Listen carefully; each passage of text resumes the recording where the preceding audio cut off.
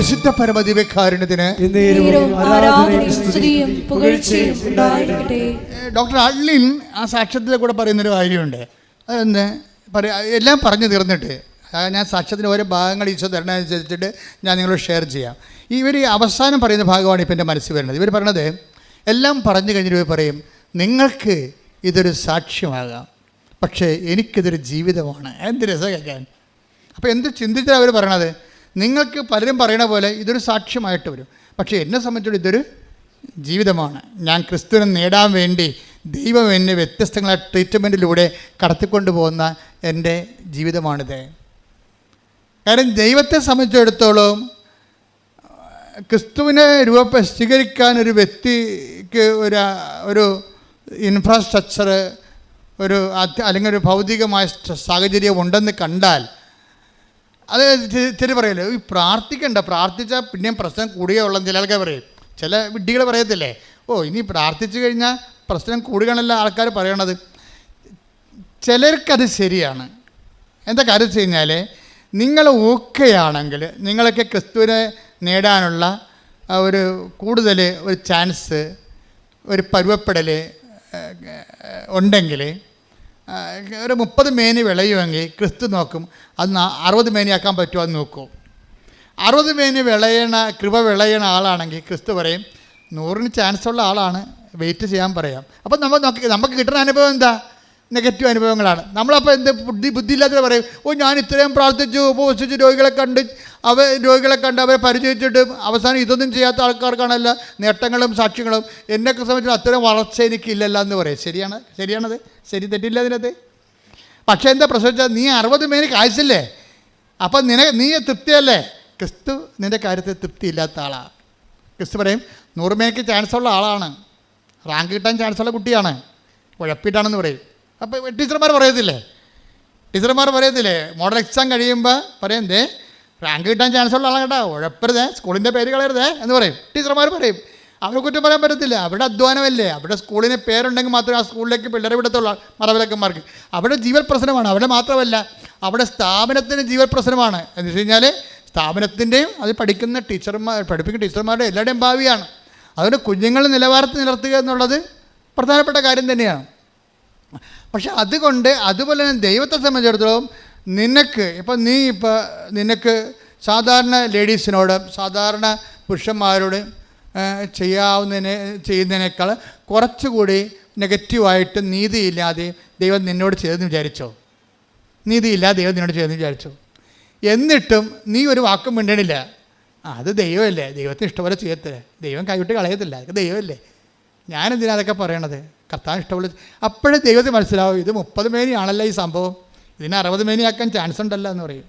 കാര്യം ഭൗതിക വിഷയങ്ങൾ വെച്ചുകൊണ്ട് ദൈവത്തെ അളക്കാതിരിക്കുകയും പരാജയങ്ങളെ ദൈവത്തിൻ്റെ നാമത്തിൽ ആശ്രയിച്ചുകൊണ്ട് അപ്പോഴും വിശ്വാസത്തെ മുൻതൂക്കം കൊടുത്തുകൊണ്ട് ദൈവത്തെ മഹത്വപ്പെടുത്തി ജീവിക്കുമ്പോൾ അവർക്ക് പിന്നെയും ക്ലേശങ്ങളുണ്ടാവും.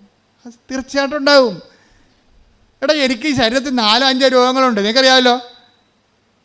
അപ്പോൾ അങ്ങനെ വരുമ്പോൾ എന്തുകൊണ്ടാണ് നിങ്ങൾ പ്രാർത്ഥിക്കുമ്പോൾ പഠനം നിങ്ങൾ കേൾക്കും, ഞാൻ പ്രാർത്ഥിച്ചാൽ അപ്പോൾ തന്നെ അമ്മ 2 പഞ്ഞെടുത്ത് അമ്മ 2 ചെവിയിലും വെച്ചോണ്ടിരിക്കും. എല്ലാം പറഞ്ഞാൽ എന്ന് ചോദിക്കും, മിണ്ടത്തില്ല. ഞാൻ ഈ അഭ്യാസം എനിക്ക് നേരത്തെ അറിയാവുന്ന കാരണം ഞാൻ അങ്ങനെ പറയാറില്ല. ഞാൻ ശുശ്രൂഷ മര്യാദ കൊണ്ടുപോയി ഉള്ള ശക്തി തന്നാൽ മതി, വേറെ പ്രശ്നങ്ങളൊന്നും ഇല്ലെന്ന് പറയും. കാര്യം എന്താ, ആളെ ഞാൻ നേരെ കണ്ടതാണ്, എനിക്കറിയാം ഈ ജീവിതം പുച്ചുക്കും ചൂണ്ടാൻ പോവാണെന്ന്. നമുക്ക് ലഭിക്കാതിരിക്കുന്ന മഹത്വത്തെ കുറിച്ച് ഓർക്കുമ്പോൾ ഇന്നത്തെ കഷ്ടതകൾ തുലം നിസ്സാരമാണ്. കൈയടിച്ച് തുതിക്കട്ടെ.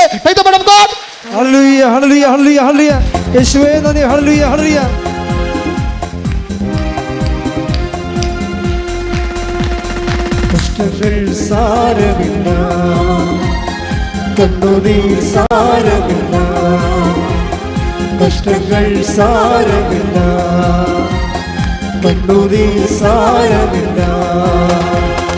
നിത്യതേജസ്സിൽ ഘനമോർത്തിടുമ്പോൾ ഞൊടി നേരത്തേക്കുള്ള കഷ്ടങ്ങൾ സാരമില്ല, കണ്ണുനീർ സാരമില്ല. പരിശുദ്ധ ക്രിസ്തു പരമദിവ്യകാരുണ്യത്തിന് എന്നേരവും ആരാധനയും സ്തുതിയും പുകഴ്ചയും ഉണ്ടായിരിക്കട്ടെ. റോമ 8:18 നമുക്ക് വെളിപ്പെടാനിരിക്കുന്ന മഹത്വത്തോട് തുലനം ചെയ്യുമ്പോൾ പറഞ്ഞേ, നമുക്ക് വെളിപ്പെടാനിരിക്കുന്ന മഹത്വത്തോട് തുലനം ചെയ്യുമ്പോൾ ഇന്നത്തെ കഷ്ടതകൾ നിസ്സാരമാണെന്ന് ഞാൻ കരുതുന്നു. ബൈബിൾ ഈ തുലനം ചെയ്യുന്നതിന് കമ്പാരിറ്റീവ് നടത്തുന്നത്, ഈ താരതമ്യം ചെയ്യുന്നതിന് ബൈബിൾ എതിരാണ്, വിഡ്ഢികളാണെന്നാണ് പറയണത്. താരതമ്യം ചെയ്യാൻ ആൾക്കാർ ഭൗതികമായ വിഷയങ്ങളെ മാനദണ്ഡങ്ങളെ വെച്ച് താരതമ്യം ചെയ്യരുത്. 2 കൊരിന്ത്യർ 10:12 ആത്മപ്രശംസ നടത്തുന്നവരുടെ ഗണത്തിൽപ്പെടാനോ ആത്മപ്രശംസ നടത്തുന്നവരുടെ ഗണത്തിൽപ്പെടാനോ ഞങ്ങളെ അവരോട് താരതമ്യം ചെയ്യാനോ ഞങ്ങൾ തുനിയുന്നില്ല. പരസ്പരം അളക്കാനും തുലനം ചെയ്യാനും സാഹസപ്പെടുന്ന വിഡ്ഢികളാണ് അവർ. അപ്പം പരസ്പരം അളക്കുകയും തുലനം ചെയ്യുകയും ചെയ്യുന്നവർ. അപ്പം ഈ തുലനം ചെയ്യുന്നതിനെ കുറിച്ച് ഇപ്പം നിങ്ങൾ പറയത്തില്ലേ, ഞാനോ വരരുത് നീയോ വരരുത്. അതുപോലെ തന്നെ വീടുകൾ തമ്മിൽ തുലനം ചെയ്യും, കാറുകൾ തമ്മിൽ തുലനം ചെയ്യും. നിങ്ങൾ ഉടമ്പടി എടുക്കുകയും ജഡിക മനുഷ്യരായി തുടരുകയും ചെയ്യും. അതുകൊണ്ടാണ് ക്രിസ്തുവിന് നിങ്ങൾക്കൊന്നും ചെയ്യാൻ പറ്റാതെ വരുന്നത്. കാര്യം എന്താണ്? പരസ്പരം ജഡിക മനുഷ്യരാണോ അല്ലയോ എന്നറിയണമെങ്കിൽ നിങ്ങളെ ശരിക്കും പേരുകെട്ട വായി നോക്കികളായിരിക്കും. ശരിക്കും പറഞ്ഞാൽ വായി നോക്കികളെന്ന് പറഞ്ഞു കഴിഞ്ഞാൽ ഈ അണിൻ്റെ പിടിൻ്റെ മുഖത്ത് നോക്കണമല്ല. പുറത്തിറങ്ങിയ നിങ്ങളുടെ അടുത്തുള്ള വീടൊക്കെ എത്ര നിലയുണ്ട്, അവിടെ വീട്ടിൽ ചെല്ലുമ്പോൾ എത്ര മുറിയുണ്ട്, അവിടെ കാർ ഏത് കമ്പനിയാണ് എന്നൊക്കെ നോക്കണം. അതാണ് വായി നോട്ടം എന്ന് പറയുന്നത്. ഇനി വായി നാറ്റം എന്നും പ്രധാനമുണ്ട്. പല്ല് തേക്കാതെ നടക്കണ വായിക്കല്ല. എന്ത് പറഞ്ഞാലും ആൾക്കാരുടെ കുറ്റം പറയണ വായി നാറ്റം എന്ന് പറയണത്. ഉടമ്പടി എടുത്തിട്ട് വായി നോട്ടവും വായി നാറ്റവും ഉണ്ടെങ്കിൽ കുറച്ച് താമസിക്കും ഈ ഉടമ്പടി റൈപ്പായി എടുക്കാൻ. കാര്യം നിങ്ങൾ ജഡിക മനുഷ്യരാണെന്ന് ദൈവം പറയും. കാര്യം നിങ്ങൾ തുലനം ചെയ്യുന്നു. ഇപ്പം നിങ്ങൾ കെട്ടിയെടുത്ത് കാനഡയിൽ പോകാൻ പോകുന്നത് ആൻറ്റിയുടെ മക്കൾ പോയത് കൊണ്ടല്ലേ. അവർ മര്യാദയ്ക്ക് എവിടെയെങ്കിലും ഉദ്യോഗസ്ഥൻ മേടിച്ചെങ്കിൽ അത് നിങ്ങൾ പോകത്തില്ല. അവർ 10 പുത്തം കൊണ്ടുവന്ന് കഴിയുമ്പോൾ അവരെയും നിങ്ങളുടെ കയ്യിൽ അഭ്യാസം കാണിക്കും. വലിയ ആവശ്യമില്ലെങ്കിലും വലിയ വീടൊക്കെ ഉണ്ടാക്കും. അപ്പോൾ പിന്നെ നാട്ടുകാർ നോക്കുമ്പോൾ നിങ്ങളുടെ വീടാണെന്ന് ആ വീട്ടിൽ കയറി ഞങ്ങളെ നിങ്ങളുടെ വീടാണെന്ന് വിചാരിച്ച് അവിടെ പോയെന്ന് പറയും. വല്ല കാര്യമുണ്ടാ? പിന്നെ നിങ്ങൾ അവിടെ നിർത്തിക്കൊണ്ട് അവിടെ തന്തയ്ക്ക് വിളിക്കും. അപ്പോൾ ഉടമ്പടി പഴയ മനുഷ്യരായിട്ട് തുടരുന്ന ഒത്തിരി ആൾക്കാരുണ്ട്. ഉടമ്പടി പുതുക്കുന്നതിൻ്റെ ഉദ്ദേശിക്കുക എന്ന് പറയുന്നത് നിങ്ങൾ ആ പേപ്പർ കൊണ്ടൊന്ന് ടിക്ക് ചെയ്യുന്നതല്ല ഉദ്ദേശിക്കുന്നത്. നിങ്ങൾ ഈ ജഡിക മനുഷ്യരിൽ നിന്ന് ക്രിസ്തുവിനെ സ്വീകരിക്കുന്ന, സർവോപരി ഒന്നാമതായി ക്രിസ്തുവിനെ നേടുന്ന, ക്രിസ്തുവിനെ നേടാൻ വേണ്ടിയെല്ലാം കുപ്പയെ കരുതുന്ന ആത്മീയ മനുഷ്യരാണെങ്കിൽ നിങ്ങൾക്ക് തുലനം ചെയ്യാൻ വേണ്ടി ദൈവം തന്നിരിക്കണത് എന്താണ്? നമുക്ക് ലഭിക്കാതിരിക്കുന്ന മഹത്വത്തെക്കുറിച്ച് ഓർക്കുമ്പോഴേ, തുലനം ചെയ്യുമ്പോഴേ. അതാ റോമർ 8:18 എന്ന് പറഞ്ഞാൽ നമുക്ക് ലഭിക്കാനിരിക്കുന്ന മഹത്വത്തെക്കുറിച്ച് തുലനം ചെയ്യുമ്പോൾ അവിടെയാണ് തുലനം വരണത്. എന്തെങ്കിലും തുലനം ചെയ്യണമെങ്കിൽ വീട്, ജോലി, കാറ്, ആരോഗ്യം, സൗന്ദര്യം ഇങ്ങനെ അഴിഞ്ഞു പോണ കാര്യങ്ങളൊന്നുമല്ല തുലനം ചെയ്യേണ്ടത്. നിങ്ങൾ അങ്ങനെ തുലനം ചെയ്യുന്നവരാണ് നിങ്ങളെങ്കിൽ ദൈവത്തിൻ്റെ കണക്ക് പുസ്തകത്തിൽ നിങ്ങൾ ജഡികരെന്ന് പറയും. ജഡാത്മാവിനെ, ഇപ്പം ദൈവാത്മാവിനെ നയിക്കപ്പെടുന്നവർ റോമ 8:14 അനുസരിച്ചുകൊണ്ട് ദൈവത്തിൻ്റെ മക്കളാണെങ്കിൽ തീർച്ചയായിട്ടും ലോകാത്മാവിനെ നയിക്കപ്പെടുന്നവർ ലോകത്തിൻ്റെ സന്തതികളാണ്. ലോകത്തിൻ്റെ സന്തതികളാണെങ്കിൽ കവനൻ്റ് ചെയ്തെന്ന് പറഞ്ഞാൽ പോലും, അതായത് ലോകത്തിനും ഈ ലോകാരൂപി മൂക്കണാണ് ദുഷ്ടാരൂപി എന്ന് പറയണത്. നിനക്കറിയാലോ, ഒരിക്കലും ഡയറക്റ്റായിട്ട് ദുഷ്ടാരൂപി നമ്മളിലേക്ക് വരത്തില്ല. കാര്യം നമുക്ക് ജ്ഞാനസ്ഥാനം, കുംഭസാരം, കുർബാനും, കൂദാശ ജീവിതമൊക്കെ ഉള്ളതാണല്ലോ. അതുകൊണ്ട് ഡയറക്റ്റായിട്ട് ദുഷ്ടാരൂപി കയറി പിടിക്കത്തില്ല. പക്ഷേ ദുഷ്ടാരൂപി അവിടെ ഒരു തന്ത്രം കാണിക്കുകയാണ് ചെയ്യണത്. എന്താ കാര്യം വെച്ചാൽ ലോകാരൂപിയെ കൊണ്ടുവന്ന് ആദ്യം പോസ്റ്റ് ഇടും.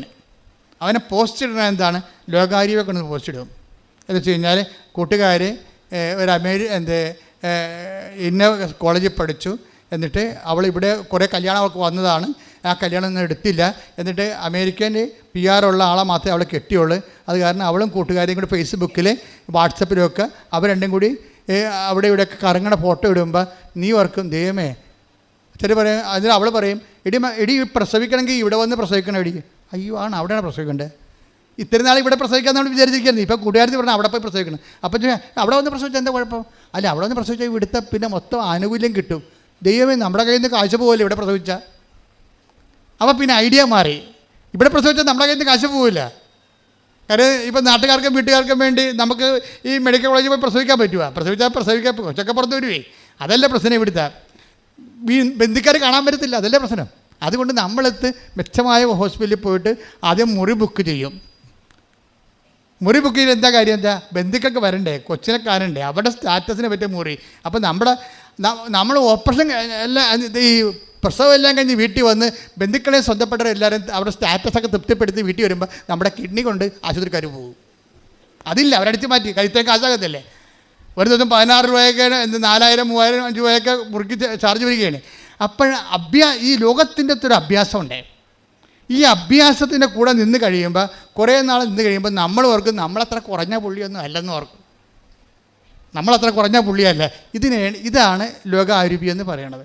ഈ ലോകാരൂപിയായിട്ടാണ് ആദ്യം വരണത്. ഇവൻ തലേ തുണിയിട്ടുണ്ട്, പാത്ത് കുടയും പിടിച്ചൊക്കെ വരും.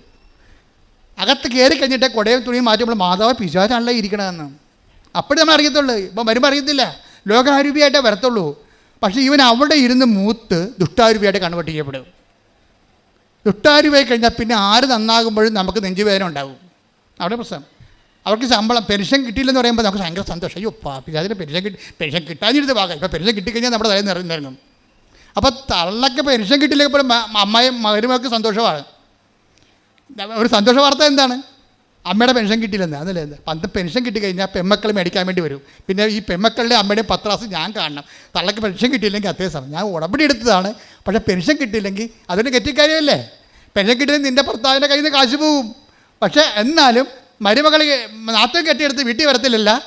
അവളുടെ അമ്മയുടെ കൂടി പത്താസ് ഞാൻ കാണുന്നില്ല എന്ന് ചോദിക്കുമ്പോൾ പെൻഷൻ കിട്ടാത്തപ്പോൾ ഒരു സന്തോഷം.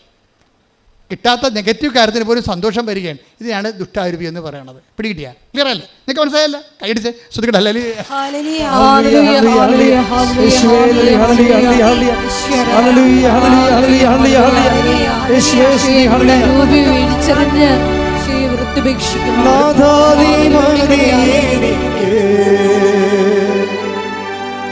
നിൻ കൃപ മതി എനിക്ക്, നാഥാ നീ മതി എനിക്ക്, നിൻ കൃപ മതി എനിക്ക്, ഈ ഒരു യാത്രയതിൽ തിരുകൃപ മതി എനിക്ക്, ഈ ഒരു യാത്രയതിൽ തിരുകൃപ മതി എനിക്ക്. പരിശുദ്ധ പരമ ദിവ്യകാരുണ്യത്തിന് ഡോക്ടർ ആൽഡിൻ അടുത്ത സ്റ്റെപ്പ് എന്താണെന്ന് വെച്ച് കഴിഞ്ഞാൽ ഇവർ IELTS തോറ്റു. അത് കഴിഞ്ഞ് ആരോ പറഞ്ഞു OITക്ക് പോകാൻ. OIT നേഴ്സുമാർ പോണതാണ്, ഡോക്ടർമാർ പോണതല്ല ശരിക്കും പറഞ്ഞു. അപ്പോൾ അവരവിടെ കുറഞ്ഞാലും ശരി, ഇത് കിട്ടിയാവുന്ന പോകാമില്ല എന്ന് വിചാരിച്ചുകൊണ്ട് അതിന് പോയെങ്കിലും അതിനും തോറ്റു. ഒരു MBBSകാർ OITക്ക് നോക്കേണ്ട ഒരു സിറ്റുവേഷൻ ഒന്ന് ചിന്തിച്ച് നോക്കിയാൽ ആൾക്ക് എന്തുമാത്രം വിഷമം ഉണ്ടാകും, എന്തുമാത്രം പ്രയാസം ഉണ്ടാകും. തോറ്റു.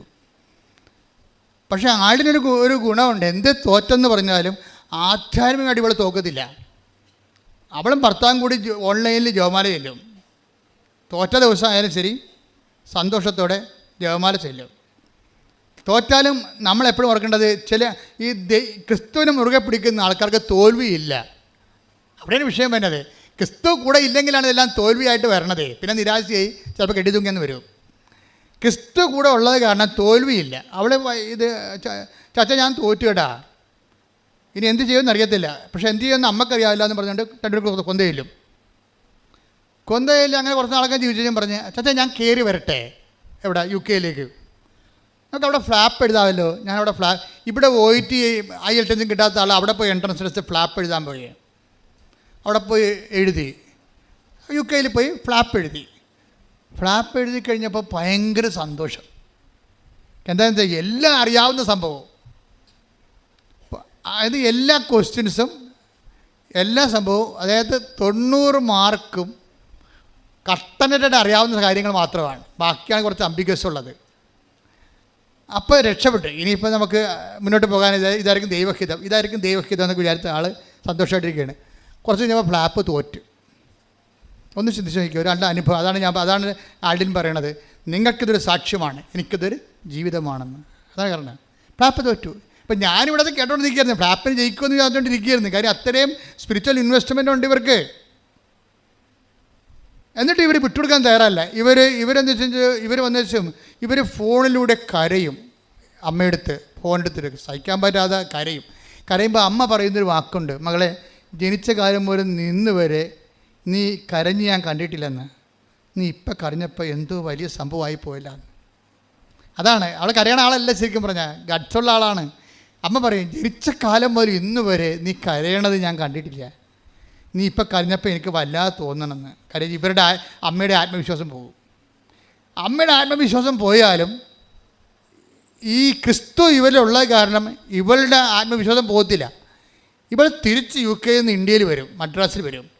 മദ്രാസ് വന്നിട്ട് വീണ്ടും പരീക്ഷ. നിങ്ങൾ ഓർക്കണം, നിങ്ങൾ വീഴുമ്പോഴൊക്കെ എഴുന്നേക്കാൻ തോന്നിക്കണമെന്നുണ്ടെങ്കിൽ ഈ വീണിട്ടും എഴുന്നേറ്റ ക്രിസ്തു നിങ്ങൾ ഉണ്ടെന്ന് നിങ്ങൾ ഉറപ്പ് വരുത്തണം. കൈയ്യടിക്കട്ടെ, ശ്രദ്ധിക്കട്ടെ. ഞങ്ങളുടെ ജീവിതത്തിലെ തകർച്ചകളിൽ നിന്നെ കൈപിടിച്ച് മുന്നേറുവാൻ ആരാധനയോടെ ഞങ്ങളെ അഭിഷേകം ചെയ്യണമേ.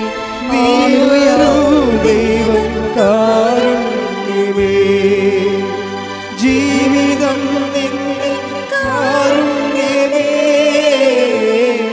ജീവനേ നിത്യ കാരുണ്യമേ, ജീവിതം നിന്റെ കാരുണ്യമേ, ജീവനേ നിത്യ കാരുണ്യമേ. പരിശുദ്ധ പരമദിവ്യകാരുണ്യത്തിന് അതായത് ക്രിസ്തുജന്യമായ ക്ലേശങ്ങൾ കർത്താവിൻ്റെ പഞ്ചക്ഷതങ്ങളുടെയും ചമ്മട്ടിപ്പാടുകളുടെയും മുൾക്കിടത്തിൻ്റെയും ഫലം ചെയ്യുന്നതാണ്. അതായത് നമ്മൾ വിശ്വാസത്തിൽ ഉറച്ചു നിന്നിട്ടും ക്ലേശങ്ങൾക്ക് പഞ്ഞവൊന്നുമില്ലാതെ നിൽക്കുകയും സത്യസന്ധമായി ജീവിച്ചിട്ടും നമ്മൾ കുരിശിൽ കയറേണ്ടി വരികയും ഒക്കെ ചെയ്യുന്ന ഒരു സാഹചര്യമാണ് ക്രിസ്തുജന്യമായ ക്ലേശങ്ങളെന്ന് പറയുന്നത്.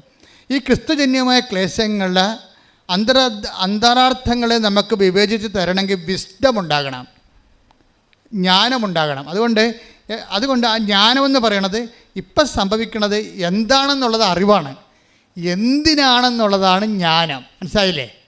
അത് പരിശുദ്ധാത്മാവാണ് നമുക്ക് പറഞ്ഞു തരേണ്ടത്. സംഭവിക്കണ എന്താണെന്നറിയാം, അത് അറിവാണ്. അറിവ് കൂടിക്കഴിഞ്ഞാൽ ആത്മഹത്യ ചെയ്യും, അത്രേ ഉള്ളൂ. പക്ഷേ സംഭവിക്കണത് എന്തിനാണെന്നറിയണം, അതിന് പരിശുദ്ധാത്മാവ് വേണം. അപ്പോൾ ഇവൾക്ക് പരിശുദ്ധാത്മാവ് ഇത്തിരി കൂടുതൽ പ്രവർത്തിക്കാൻ പറ്റിയ ഫോർമാറ്റാണ് ഇവളിലുള്ളത്. അതുകൊണ്ടാണ് ഇവൾ പതറാത്തത്. അവൾ കരഞ്ഞു എന്നുള്ള കാര്യം അവളുടെ അമ്മയടുത്ത് കരഞ്ഞെന്ന് നിസ്സാര കാര്യമാണ്. അവൾക്ക് സങ്കടം സഹിക്കാൻ ഒരാളും കരഞ്ഞില്ല, അവളുടെ അമ്മയടുത്ത് കരഞ്ഞു, അത് ഇറ്റ്സ് ഓക്കെ. പക്ഷേ എന്നാലും തൻ്റെ ദൗത്യങ്ങളിൽ നിന്ന് പിന്തിരുന്നില്ല. അവൾ അടുത്ത ടിക്കറ്റ് എടുത്തിട്ട് നാട്ടിലോട്ട് പോരും. നാട്ടിൽ വന്ന് കൃപാസനം പത്രം മേടിച്ച് ഇവിടെ വന്ന് ഉടമ്പടി പുതുക്കും. ഉടമ്പടി പുതുക്കിയിട്ട് ഇതിനെക്കുറിച്ച് ഗുണമോ ദോഷമോ അമ്മയോട് പറയത്തില്ല. ഇവിടെ ആളിരിപ്പുണ്ടല്ലോ, പറയാമല്ലോ, പറയത്തില്ല. കാര്യം ഇവളുടെ മനസ്സിൽ ആത്മാവ് പറയുന്നുണ്ട്, ദൈവത്തിൻ്റെ വഴികളിലൂടെ തന്നെ കൊണ്ടുപോവുകയാണ്. അപ്പോൾ നമുക്ക് പറയാനുള്ള ഒന്ന് മാത്രമേ ഉള്ളൂ, ഇതാ കർത്താവിൻ്റെ ദാസി എപ്പോഴും എന്ത് ചെയ്യും? മിണ്ടത്തില്ലല്ലോ, സംസാരിക്കത്തില്ല. അപ്പോൾ ഇവിടെ മിണ്ടാതെ പോയിട്ട് കൃപാസനം പത്രം തമിഴ് പത്രം മേടിച്ച് കൊണ്ടുപോയി ആ മദ്രാസിൽ എല്ലായിടത്തും കൊടുത്ത് കൊടുത്തു വയ്ക്കുമ്പോൾ ഓട്ടോറിക്ഷക്കാർ ഇവരെ കരുത്തേക്ക് അറിയാം. നിങ്ങൾക്ക് നാണമുണ്ടാ ഈ 10 മതം മാറ്റമാണ് ആന കുഞ്ഞെന്നൊക്കെ പറഞ്ഞ് ഇവരെ കരുത്തേക്ക് അറിയാൻ. അപ്പോൾ ഡോക്ടർ ഇവരോട് ചോദിക്കും, നിങ്ങൾ എന്തുകൊണ്ട് ഈ പത്രം വാങ്ങിക്കുന്നില്ല എന്ന് എന്നോട് പറയണം. അവരോട് ഫൈറ്റാണേ, പത്രം കൊടുക്കാൻ വന്ന ആളാണ്. അവരുടെ ഫൈറ്റ്, എന്തുകൊണ്ട് ഈ പത്രം വാങ്ങിക്കുന്നില്ല എന്ന് നിങ്ങൾ എന്നോട് പറയണം. ഞാനൊരു ഡോക്ടറാണ്, ഞാൻ നിങ്ങൾക്കൊരു പത്രം തരികയാണ്. 10,000 വായിച്ച് രക്ഷപ്പെടുന്ന ഒരു പത്രമാണ്. നിങ്ങളും രക്ഷപ്പെട്ടുണ്ടെന്ന് വിചാരിച്ചുകൊണ്ട് നിങ്ങളുടെ ജീവിതത്തിൽ വഴിത്തിലും ഉണ്ടാകുന്ന വിചാരിച്ചുകൊണ്ടാണ് ഞാൻ നിങ്ങൾക്കൊരു സേവനം ചെയ്യുന്നതാണ്. അപ്പോൾ നിങ്ങൾ എന്തുകൊണ്ട് വാങ്ങിക്കുന്നില്ല എന്നോട് പറയണം എന്ന് പറയുമ്പോൾ കാര്യം മനസ്സിലാകുമ്പോൾ അവർ വാങ്ങിക്കും. അപ്പോൾ നോക്കിയേ, അല്ലാതെ ആരെങ്കിലും പറയുമ്പോൾ തന്നെ അയ്യോ അവർ വഴക്കിട്ടെന്ന് പറഞ്ഞ് നിലയം വിളിച്ച് അപ്പോൾ തന്നെ ഓടി വന്ന് വീട്ടിൽ കുത്തിരിക്കുകയല്ലേ. അതാണ് സംഭവം. വഴക്കിട്ടേ എന്ന് പറഞ്ഞു, അയ്യോ അവരങ്ങനെ പറഞ്ഞേ എന്ന് പറഞ്ഞിട്ട് നിലയം വിളിച്ച് വിടും. എൻ്റെ അമ്മ ഇന്ന് എന്നെ പത്രം കൊണ്ട് ഇന്നപ്പോൾ അവരിങ്ങനെ വഴക്കിട്ടെന്ന് പറയും. വല്ല കഥയുണ്ട്. അപ്പോൾ അത്രയേ ഉള്ളൂ. തമ്പുരാൻ തന്ന പണിയാണെന്ന് ഓർക്കാനുള്ള ബോധം പരിശുദ്ധാത്മ വേണ്ടേ? പരിശുദ്ധാത്മ കൊണ്ടേ പറയും, മകളെ ഇത് ഈശോ നേരിട്ട് ചെയ്യുന്ന ഒരു പരിപാടിയാണ്. ഇത് ഈ പരീക്ഷ നീ തോക്കരുത്, മറ്റേ പരീക്ഷ ഒക്കെ എഴുതിയെടുക്കുക, ഇത് തോറ്റു കഴിഞ്ഞാൽ പണിയായിരിക്കും എന്ന് പറയും. ഇവിടെ തോക്കത്തില്ല, അവർക്ക് പരിശുദ്ധാത്മ ഉള്ള കാരണം പരിശുദ്ധ ഉപദേശം കൊടുക്കില്ല. പരിശുദ്ധ തോക്കത്തില്ല. അവർ പറയും, അവർ ചോദിക്കുക എന്തുകൊണ്ട് നീ പത്രം വാങ്ങിക്കുന്നില്ല എന്ന് ചോദിക്കാൻ പറയും. അപ്പോൾ അവർ ജപൊക്കെ അടിക്കും. ഉടനെ ഇവർ പത്രം മേടിക്കും. എന്നിട്ട് വന്ന് പരീക്ഷ എഴുതും. രണ്ടാമത് ഇവിടെ നാട്ടിൽ പരീക്ഷ എഴുതും. പരീക്ഷ എഴുതുമ്പോൾ ഒറ്റ പരീക്ഷ എല്ലാം ഓക്കെ. ശ്രദ്ധിക്കട്ടെ. Hallelujah, hallelujah, hallelujah, hallelujah, hallelujah. യേശുവേ ആരാധന. Hallelujah, hallelujah, hallelujah. യേശുവേ, ഞങ്ങളുടെ ജീവിതത്തിൽ നടക്കുന്ന ഓരോ കാര്യങ്ങളും ജ്ഞാനവരത്താൽ ആശ്വാസത്തിൻ ആത്മാവേ വരേണമേ, വിശ്വാസത്തിൻ ആത്മാവേ വരേണമേ, ആശ്വാസത്തിൻ ആത്മാവേ വരേണമേ, പരിശുദ്ധാത്മാവേ പാവനാത്മാവേ എൻ്റെ ഹൃദയത്തിൽ വന്നു വാഴണേ, പരിശുദ്ധാത്മാവേ പാവനാത്മാവേ എൻ്റെ ഹൃദയത്തിൽ വന്നു വാഴണേ. പരിശുദ്ധ പരമദിവ്യകാരുണ്യത്തിന് ഡോക്ടർ ആൾഡിനി പറയുന്ന ഒരു വിഷയം, അവസാനം സാക്ഷ്യം കൺക്ലൂഡ് ചെയ്യുമ്പോൾ പറയുന്ന ഒരു വിഷയം, അവസാനത്തെ പരീക്ഷയാണ് ഞാൻ എൻ്റെ ജീവിതത്തിൽ എഴുതിയ ഏറ്റവും ടഫ് സബ്ജക്റ്റ്. അതാണ് നമ്മുടെ പോയിൻ്റ്. ഇത്രയും നാൾ ഞാൻ എഴുതിയ OET IELTS അവിടെ പോയി ഞാൻ ഫ്ലാപ്പ് എഴുതിയ എല്ലാം സിമ്പിളായിരുന്നു. ഫ്ലാപ്പ് വളരെ സിമ്പിളായിരുന്നു. അപ്പോൾ ഞാൻ തോറ്റുപോയി. ഞാൻ നാട്ടിൽ വന്ന് വീണ്ടും പരീക്ഷ എഴുതുമ്പോൾ ഞാൻ വീട്ടിൽ വന്ന് നിന്നിട്ട് സ്റ്റക്കായിട്ടിരിക്കുകയാണ്. കാര്യം ഞാൻ എഴുതിയ പരീക്ഷകളിൽ ഏറ്റവും പ്രയാസമുള്ളത് അവസാനം മദ്രാസ് എഴുതിയ പരീക്ഷയാണ്. അപ്പോൾ ഞാൻ പപ്പായെ വിളിച്ച് പറഞ്ഞു, ഹസ്ബൻഡ് വിളിച്ച് പറഞ്ഞു, അമ്മയെ വിളിച്ച് പറഞ്ഞു, എന്ത് ചെയ്യണമെന്ന് എനിക്കറിയാൻ പാടില്ല, പക്ഷേ പരീക്ഷയ്ക്ക് ഞാൻ തോക്കും. അത്രയ്ക്ക് മോശമായിരുന്നു എന്ന് പറയും. നീ തോക്കുമോ ജയിക്കുമോ എന്ന് തീരുമാനിക്കണം നീയല്ല, ഉടമ്പടിയിൽ നിന്റെ ദൈവമാണ്. ശ്രദ്ധിക്കട്ടെ.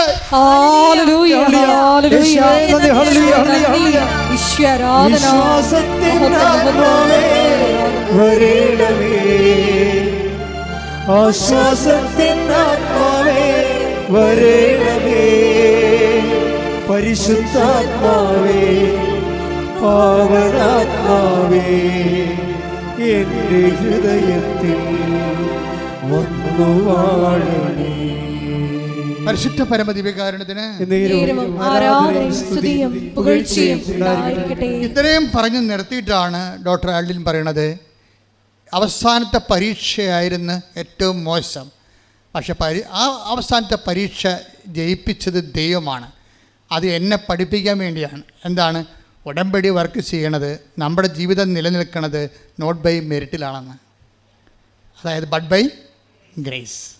അവസാനത്തെ പരീക്ഷ എൻ്റെ മെറിറ്റിലല്ല വർക്ക് ചെയ്യണത്, അത് ഉടമ്പടി പ്രകാരമുള്ള ദൈവത്തിൻ്റെ കൃപയാൽ. എൻ്റെ യോഗ്യതയാലല്ല, ദൈവത്തിൻ്റെ കൃപയാൽ. എൻ്റെ ദൈവത്തിലെ ഓരോ തകർച്ചയും, ഓരോ തരത്തിലുണ്ടാകുന്ന നമ്മൾക്ക് വരുന്ന തട്ടുകേടുകളും നമ്മുടെ സാഹചര്യം എന്തുമാത്രം ബലഹീനമാണെന്ന് നമ്മളെ ബോധ്യപ്പെടുത്തുകയും കൃപ പ്രവർത്തിക്കാൻ കാലമായി നമ്മളെ ഓർപ്പിക്കുകയും ചെയ്യുന്നതാണ് പ്രത്യാശ.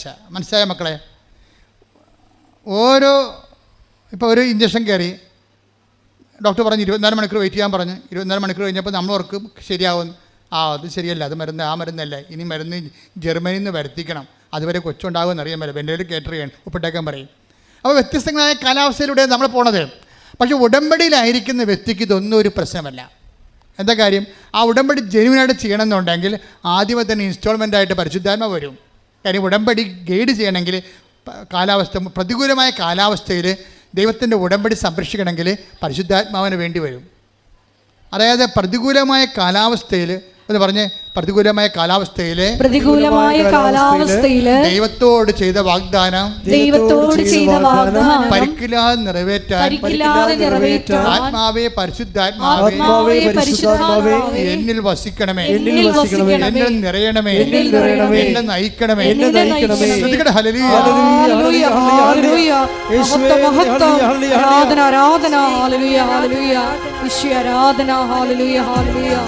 കൈയടിച്ചുകൊണ്ട് ശ്രദ്ധിക്കട്ടെ. ഹല്ലേലൂയ, ആരാധന, പിതാവേ മഹത്വം.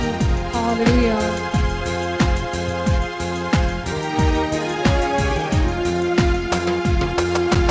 ആത്മാവാം ദൈവമേ വരണേ, എൻ്റെ ഉള്ളിൽ വസിക്കാൻ വരണേ. ആത്മാവാം ദൈവമേ വരണേ,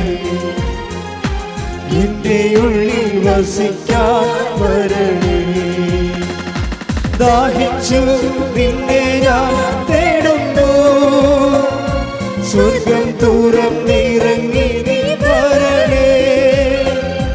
ദാഹിച്ചു നിന്നെ ഞാൻ തേടുന്നു, സ്വർഗം തുറന്നിറങ്ങി നീ വരണേ. ആത്മാവാം ദൈവമേ വരണേ, എന്റെ ഉള്ളിൽ വസിക്കാൻ വരണേ. ആത്മാവാം ദൈവമേ വരണേ, എന്റെ ഉള്ളിൽ വസിക്കാൻ വരണേ. പരിശുദ്ധ പരമദിവ്യകാരുണ്യത്തിന് നേരവും ആരാധനയും സ്തുതിയും പുകഴ്ചയും ഉണ്ടായിരിക്കട്ടെ. പരിശുദ്ധ പരമദിവ്യകാരുണ്യത്തിന് നേരവും ആരാധനയും സ്തുതിയും പുകഴ്ചയും ഉണ്ടായിരിക്കട്ടെ. ഇവിടെ എന്തുകൊണ്ടാണ് ഇങ്ങനെ ഇടയ്ക്ക് ജെർക്കിംഗ് ഒക്കെ വരുന്നതും, ഒരു നമ്മൾ വണ്ടി ഓടിക്കുമ്പോൾ പെട്ടെന്ന് ബമ്പേ കയറും, ഹമ്പേ കയറും, പിന്നെ വണ്ടി വിറക്കും, പലതരത്തിലുള്ള തുള്ളലൊക്കെ ഉണ്ടാകും. ഇതൊക്കെ ചില സമയത്ത് റോഡിൻ്റെ കുഴപ്പം കൊണ്ടുണ്ടാകുന്നതാണ് അല്ലേ? റോഡിൻ്റെ കുഴപ്പം കൊണ്ടല്ലേ ഹമ്പും തുള്ളലൊക്കെ ഉണ്ടാകുന്നത്. ഇതുപോലെ നമ്മളുടെ ഉടമ്പടി റോഡ് ഒക്കെ അല്ലെങ്കിൽ നിങ്ങളിതൊരു ടൈം പാസ് പോലെ ചെയ്യും. കൂട്ടുകാർ വന്നപ്പോൾ എൻ്റെ വണ്ടിയെ കൂടി കയറിപ്പോയി എന്നാൽ ഞാനും മനെന്ന് പറയും. ഉടമ്പടി എടുക്കണമെന്നവർക്കൊരു ബോധമില്ലേ? ഞാനൊരു കോമഡി പോലെയാണ് ഉടമ്പടി എടുത്തതെന്നൊക്കെ ഇന്നലെ സാക്ഷ്യം പറഞ്ഞുവിടാ. കോമഡി പോലെയൊക്കെ ഉടമ്പടി എടുത്ത് ദൈവം പിന്നെ കാലെപ്പിടി നിലത്തിടിക്കടാ. പിന്നെ അടിയൊക്കെ കൊണ്ട് വെറുതെ ചുമ്മാ വന്ന് അവസാനം മുങ്ങി വന്ന് തേങ്ങി നിൽക്കണ കാണാം. ഇന്നലെയൊക്കെ സാക്ഷ്യം പറയുമ്പോൾ ഓക്കെ ആവില്ല. പക്ഷേ എന്നാലും ചെയ്യേണ്ട കാര്യം, നിങ്ങൾ പരീക്ഷണത്തിനും ഉടമ്പടി ഉപ്പ് നോക്കാൻ വേണ്ടി ഇറങ്ങരുത്. ഇത് സീരിയസ് ആയിട്ടുള്ള ഒരു ദൈവമായിട്ട് റിലേഷനാണ്. ദൈവം ഇതിൽ നിന്ന് ഒത്തിരിയേറെ ടേൺ ഓവർ പ്രതീക്ഷിക്കുന്നുണ്ട്. നമ്മൾ ഇവിടുത്തെ വരുന്നത് എന്താണ് ഉടമ്പടി ക്രൈസിസ് എന്ന് പറയുന്നത്? What is the crisis of the covenant? നിങ്ങളുടെ വഴി ഒന്ന്, ദൈവത്തിൻ്റെ വഴി വേറെ ഒന്ന്. ബുദ്ധിയുള്ള ജ്ഞാനി ദൈവത്തിൻ്റെ വഴികളെ പെട്ടെന്ന് സക്ക് ചെയ്യും. ബുദ്ധിയില്ലാത്ത ജഡികൻ ഇത് മനസ്സിലാക്കാതെ അവൻ്റെ വഴിയെ തന്നെ പോകും. അതുകൊണ്ടാണ് ഉടമ്പടി തുള്ളണത്. ചില ആൾക്കാർക്ക് തുള്ളത്തില്ല. എന്തെല്ലാം ഉടമ്പടി പരാജയപ്പെട്ടാലും ഈ അൾഡിനെ പോലെ അങ്ങനെ ധൈര്യമായിട്ട് നിൽക്കും. കരയും, അത് അമ്മയുടെ അടുത്ത് മാത്രമേ കരയത്തുള്ളൂ. വേറെ ഇഷ്യൂസൊന്നുമില്ല. അവളുടെ പ്രവർത്തനങ്ങൾക്കോ ഉടമ്പടി ജീവിതത്തിനോ ഒന്നും കുഴപ്പങ്ങളൊന്നും ഇല്ല. അപ്പോൾ എന്താ പ്രശ്നം വെച്ച് കഴിഞ്ഞാൽ അവിടെ വരണത്, നിങ്ങളുടെ ഉടമ്പടി എന്ന് പറയുമ്പോൾ ബൈലാറ്ററൽ എഗ്രിമെൻ്റ് ആണല്ലോ. നിങ്ങൾ ഓർത്തിരിക്കണത് ഈ ബൈലാറ്ററൽ എഗ്രിമെൻ്റ് എന്ന് പറയുന്നത് നമ്മളെ ഉടമ്പടി യൂദാസ് പുണ്യാളൻ്റെ പെട്ടിക്കൊണ്ടുപോയി അമ്മ പ്രസവിക്കണം, ആട് പ്രസവിക്കണം എന്ന് പറഞ്ഞ് എഴുതിയിടുമ്പോൾ ഉടനെ ഇതെല്ലാം സംഭവിച്ച് പിറ്റേ ആഴ്ച ഒരു സാക്ഷി കഥ എഴുതി കൊടുക്കുമ്പോഴുള്ള സിമ്പിൾ പരിപാടി അല്ല ഇത്. നിങ്ങൾ കൈ കൊടുക്കണം ദൈവമായിട്ടാണ്. അത് ദൈവം ഉൽപ്പത്തി പുസ്തക കാലം മുതൽ രൂപപ്പെടുത്തിയിരിക്കുന്ന മനുഷ്യനുമായിട്ടുള്ള റിലേഷന് വേണ്ടി ഉണ്ടാക്കിയിരിക്കുന്ന സംവിധാനമാണ് ഉടമ്പടി. അപ്പോൾ നിങ്ങൾ ദൈവത്തിൽ നിന്നൊരു ഭൗതിക ആനുകൂല്യം കൈപ്പറ്റാൻ വേണ്ടി ചൂണ്ടയായിട്ട് ഇറങ്ങിയിരിക്കുകയായിരിക്കും. ഉടമ്പടി ഒരു ചൂണ്ടയല്ല. ദൈവമായിട്ട് കണക്കാക്കി ചെയ്താൽ ദൈവം പറയും, ഈ വിനിമയത്തിൽ എനിക്ക് എൻ്റെ അക്കൗണ്ടിൽ എന്താ കിട്ടണമെന്ന് നോക്കും. ഇതെല്ലാം നീ നേടിയിട്ട് അവസാനം നീ ഭൂമി നിത്യതയിൽ വരുന്നില്ല എന്നുണ്ടെങ്കിൽ ദൈവത്തിന് ഉടമ്പടി നഷ്ടമായിരിക്കും. ലോകം മുഴുവനും നേടുന്നതിന് വേണ്ടി മനുഷ്യന് എപ്പോഴും അഭിവാഞ്ചം ഉണ്ടാകും. അപ്പം ലോകം മുഴുവൻ നേടിയാലും എന്താണ്, ആത്മാവ് നഷ്ടപ്പെട്ടാൽ ഉടമ്പടി കൊണ്ട് എന്ത് പ്രയോജനം എന്നുള്ള ചോദ്യത്തിന് നിങ്ങൾ ആൻസർ ചെയ്യേണ്ടി വരും. നിങ്ങൾ ലോകത്തിൻ്റെ ഇപ്പോൾ എഴുതിയിരിക്കണം മുഴുവൻ ലോകകാര്യങ്ങളല്ലേ? വീട്, ജോലി, വിവാഹം, എല്ലാം മക്കൾ, എല്ലാം ലോകകാര്യങ്ങളല്ലേ? അപ്പോൾ ഈശോ ചോദിക്കും, ലോകം മുഴുവൻ നേടിയാലും നിൻ്റെ ആത്മാവ് നഷ്ടപ്പെട്ട ഇതെല്ലാം നിങ്ങൾക്ക് കിട്ടി. ഉടമ്പടിയിൽ 6 കിട്ടി. പിന്നെ ഉടമ്പടി വെച്ച് കിഴക്കി കുത്തുകാരനെ പോലെ എല്ലാം ആടിയൻ ഒരു പൂര് ക്ലാവറെന്ന് പറഞ്ഞ് വെച്ച് എല്ലാം അടിച്ച് മിന്നിച്ച് 7 കിട്ടി. 4 ഉടമ്പടിയും കഴിഞ്ഞ് 4 സാക്ഷ്യം പറഞ്ഞ് ലോകം മുഴുവൻ നേടി. നീല ഉടമ്പടിയും തുള വെച്ചുകൊണ്ട് ചിറക്കണ ചില പിശാചുക്കളുണ്ട്. നീല ഉടമ്പടിയാണ്. ഞാൻ ചോദിച്ചത് ആരാണ്? നിങ്ങൾ ബൈബിൾ വായിച്ചോ? ബൈബിൾ വായിക്കാൻ കണ്ണു കാണാൻ പാടില്ല. മാതാവേ, നീല ഉടമ്പടിക്കാർക്ക് ബൈബിൾ വായിക്കാൻ കണ്ണു കാണാൻ പാടില്ലെന്ന്. പിന്നെ നിങ്ങൾക്ക് എന്ത് കാണാൻ പറ്റുമെന്ന് ചോദിച്ചു. ദൈവം നിങ്ങളെ കാണണേ ഇല്ല കേട്ടോ എന്ന് പറഞ്ഞു വണ്ടി വിട്ടൊക്കെ പറയും.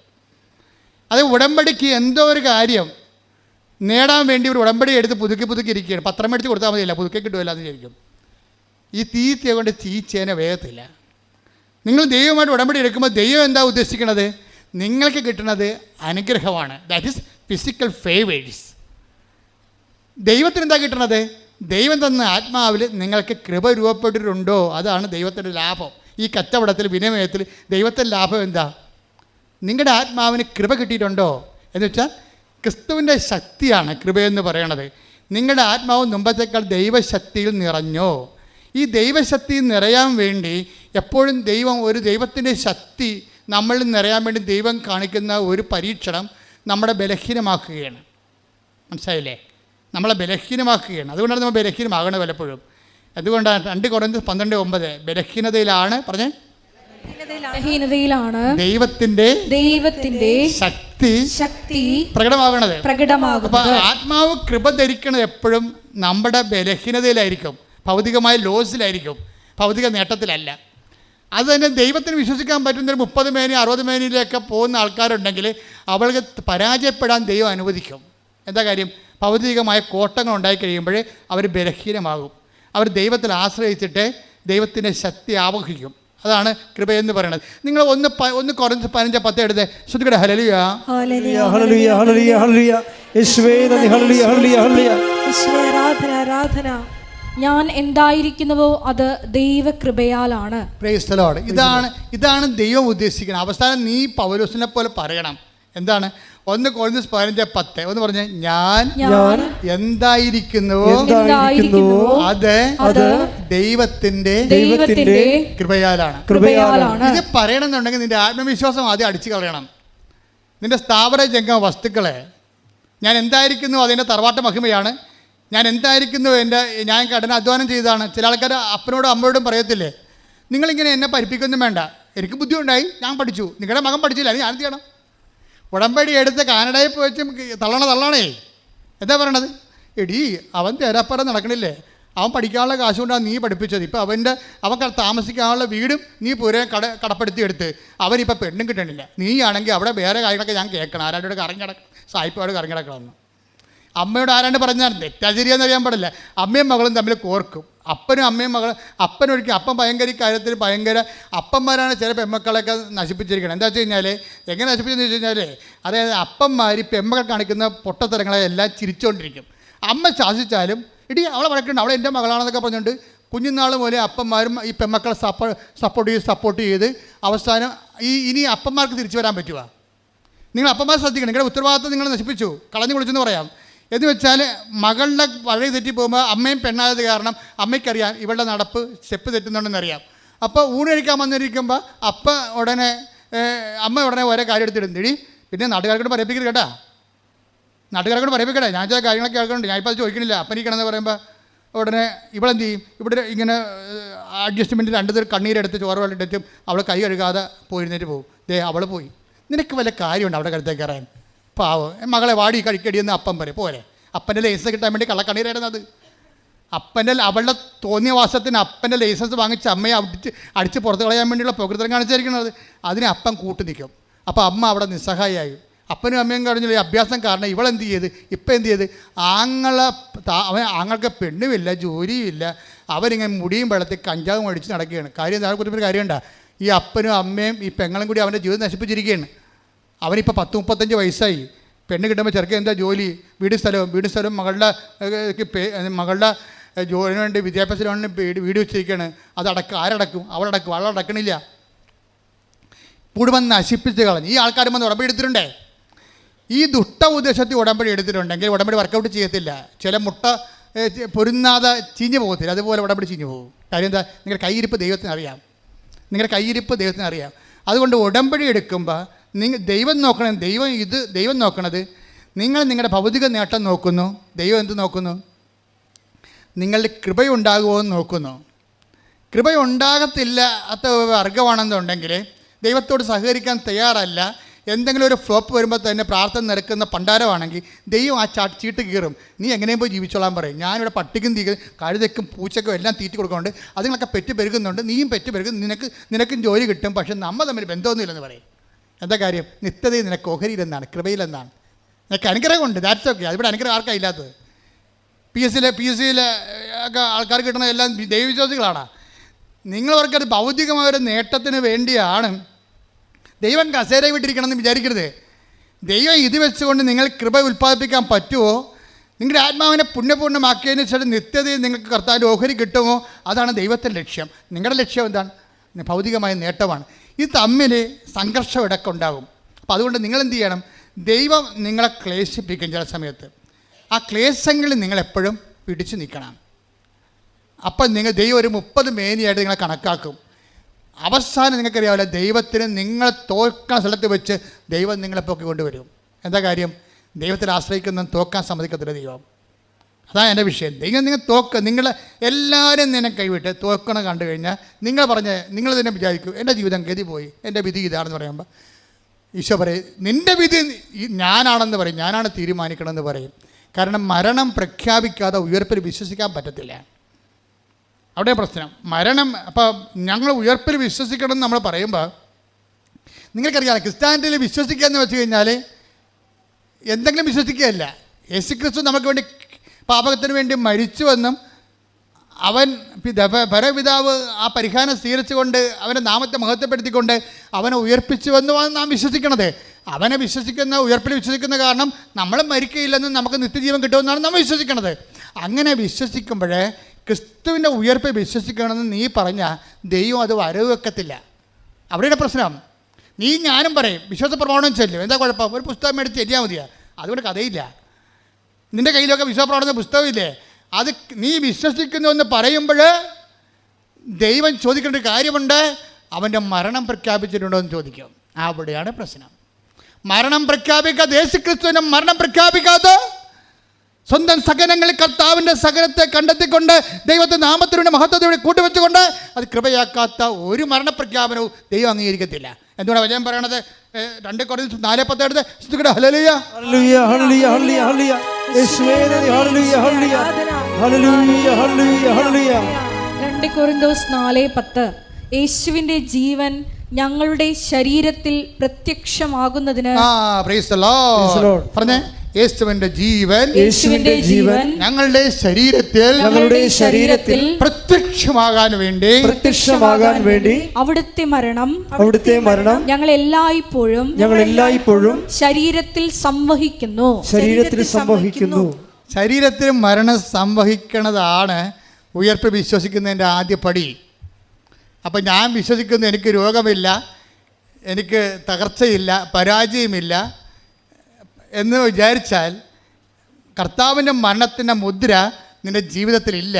ദാറ്റ് മീൻസ് നീ യേശു വിശ്വസിക്കണമെന്ന് പറഞ്ഞാൽ പോലും കർത്താവ് പറയും അത് വിശ്വാസയോഗ്യമല്ല.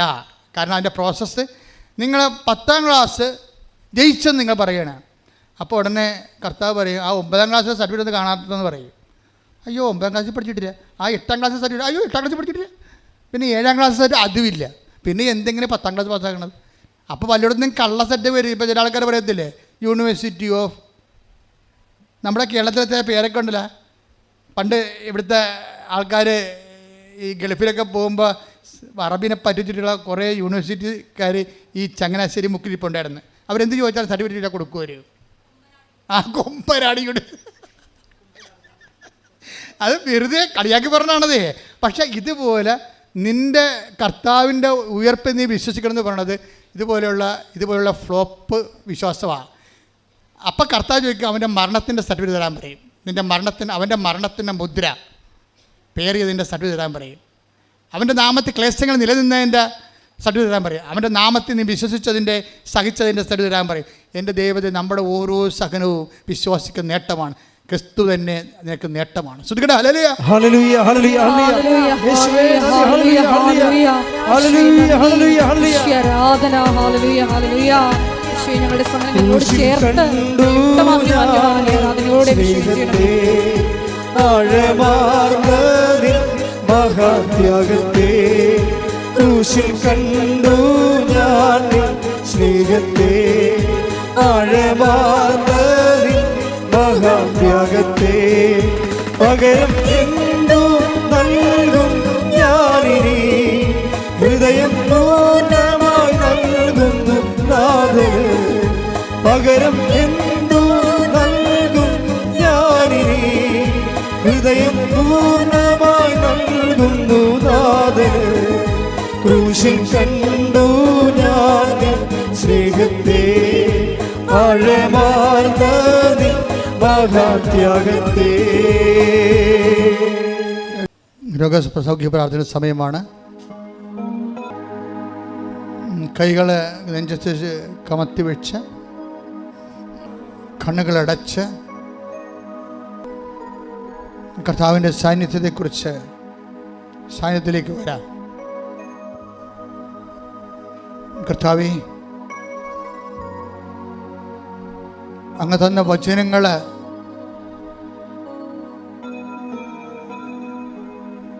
ഞാൻ അവർക്ക് നൽകി. അവരൊത്തിരി പേര് അത് സ്വീകരിക്കുകയും ചെയ്ത. ബാക്കിയുള്ളവരും അതിൻ്റെ അർത്ഥങ്ങൾ മനസ്സിലാക്കി ക്ലേശങ്ങളെ കർത്താവിൻ്റെ മരണത്തിൻ്റെ പ്രഖ്യാപനമായി ജീവിതത്തിൽ ഏറ്റുപറയാൻ ആവശ്യമായി ജ്ഞാനവരം നൽകണമെന്ന് പ്രാർത്ഥിക്കുന്നു.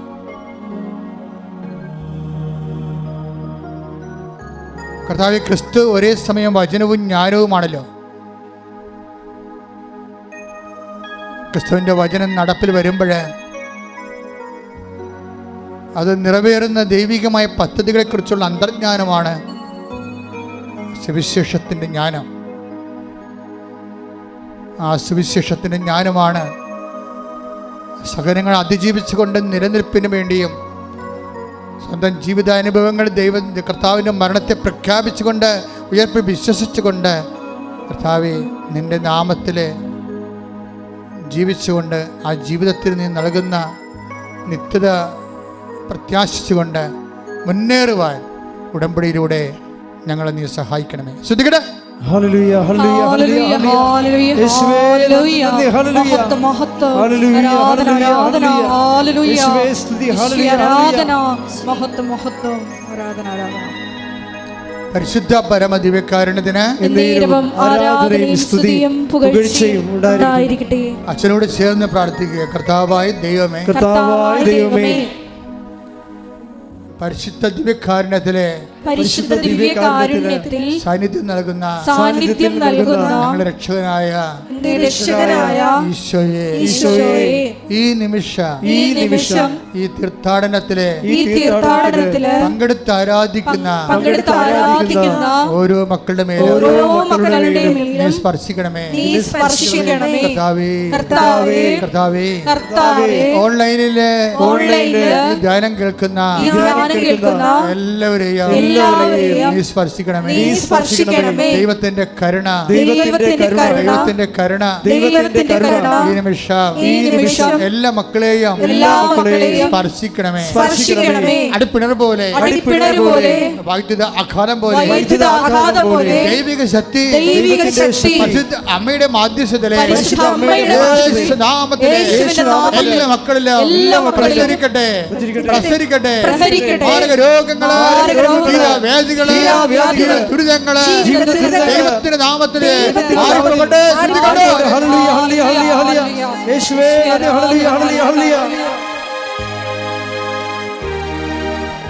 ആരാധന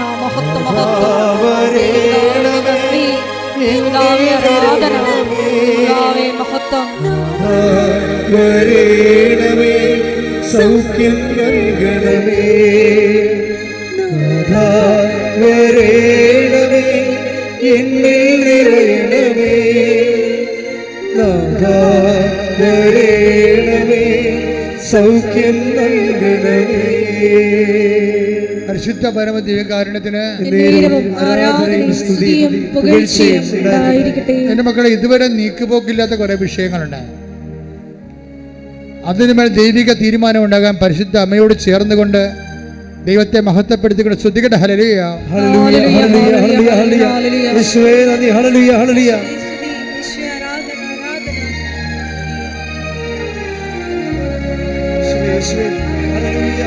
ഹല്ലേലൂയ മഹത്വം മഹത്വം ആരാധന ആരാധന ഹല്ലേലൂയ. ഈശോയെ, ഞങ്ങളുടെ ജീവിതത്തിൽ നടപ്പിലാകാത്ത എല്ലാ ജീവിത വിഷയങ്ങളെയും ജീവിത ദുരിതങ്ങളിലെയും ഈ ആരാധനയിലൂടെ ഏറ്റെടുക്കണമേ.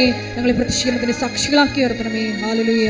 എൻ്റെ പ്രിയപ്പെട്ടവരെ, ജോലിയില്ലാത്തവര്, വീടില്ലാത്തവര്, വഴിയില്ലാത്തവർ, വിവാഹം ഒത്തുവരാത്തവർ, മക്കളില്ലാത്തവർ, ഭാര്യയും ഭർത്താവും പിരിഞ്ഞു പോയവർ, തിരിച്ചു വരാൻ ആഗ്രഹിക്കുന്നവർ, ഒരു പങ്കാളിയുടെ ജീവിതം തന്നെ പൂർണ്ണമായി ഇരുട്ടിലാകപ്പെട്ടു പോയവർ, പങ്കാളിയോട് ക്രൂരത കാണിക്കുന്നവർ, നിയമപരമായിട്ട് വൈരാഗ്യവും പ്രതികാരം കാണിക്കാൻ വേണ്ടി ദൈവത്തിൻ്റെ ഉടമ്പടിയെപ്പോലും പ്രതികാരത്തിൻ്റെ ഉപകരണമാക്കി മാറ്റുന്ന പൈശാചിക ചിന്തയുള്ളവർ, അവരെല്ലാം മനസ്സന്തരപ്പെടാൻ വേണ്ടി ശ്രദ്ധിക്കട്ടെ. ഹല്ലേലൂയ ഹല്ലേലൂയ ഹല്ലേലൂയ ഹല്ലേലൂയ ആരാധന ഹല്ലേലൂയ ഹല്ലേലൂയ ഹല്ലേലൂയ മഹത്വം മഹത്വം ആരാധന ആരാധന ഹല്ലേലൂയ ഹല്ലേലൂയ ഹല്ലേലൂയ ഹല്ലേലൂയ ഈശോയെ നന്ദി, വീട് സ്ഥലവുമില്ലാത്ത ഒത്തിരിയേറെ സഹോദരങ്ങളെ എല്ലാ ദിവസവും പ്രാർത്ഥിക്കാൻ വരുന്നുണ്ട്. ജപ്തി നടപടിയെ നേരിടുന്നവർ, കടകമ്പോളങ്ങളും കച്ചവടങ്ങളും പൂട്ടിപ്പോയവർ, അത് വലിയ കടങ്ങൾ ഉണ്ടായിട്ടുള്ളവർ, നാട്ടിൽ നിൽക്കാൻ പറ്റാതിരിക്കുന്നവർ, വിദേശ രാജ്യത്ത് പോയിട്ട് അവിടെ ജോലി കിട്ടാതെ അലയുന്നവർ, ഇപ്പോഴും വിസ ശരിയാകാത്തവർ, ഇപ്പോഴും ജോലി കിട്ടാത്തതിൻ്റെ പേരിൽ വിസയുടെ കാലാവധി കഴിയാൻ പോകുന്നവർ, തിരിച്ചു പോരാൻ പോലും പണമില്ലാത്തവർ, ജയിലിലകപ്പെട്ടവർ, എല്ലാവരും വേദനിച്ച് കണ്ട് കണ്ണീരോടെ പ്രാർത്ഥിക്കുകയാണ്. അവർക്ക് വേണ്ടി സ്തുതിക്കട്ടെ.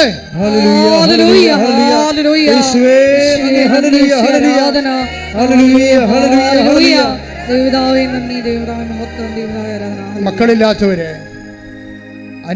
അന്യാധീനമായിട്ട് വാടകയ്ക്ക് താമസിച്ചിട്ട് ഇറങ്ങിക്കൊടുക്കാത്തവര്, വാടക പോലും കൊടുക്കാതെ ഭീഷണിപ്പെടുത്തി കള്ളക്കേസ് കുരുക്കി വിഷമിച്ച് നടക്കി ജീവിക്കുന്നവര്,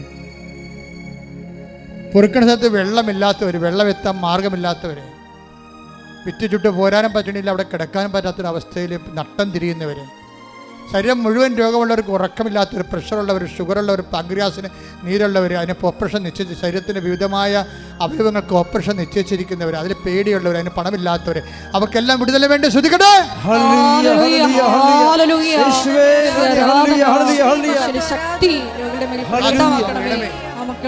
സാക്ഷികളാക്കി വരുന്നേ.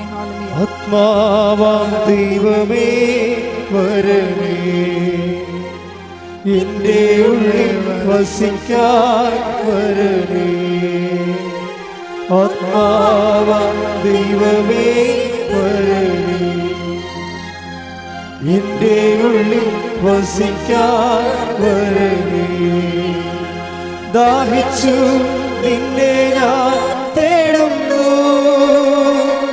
സ്വർഗം തുറന്നിറങ്ങി നീ വരണേ. ദാഹിച്ചു നിന്നെ ഞാൻ തേടുന്നു, സ്വർഗം തുറന്നിറങ്ങി നീ വരണേ. ആത്മാവാം ദൈവമേ വരണേ, എൻ്റെ ഉള്ളിൽ വസിക്കാൻ വരണേ.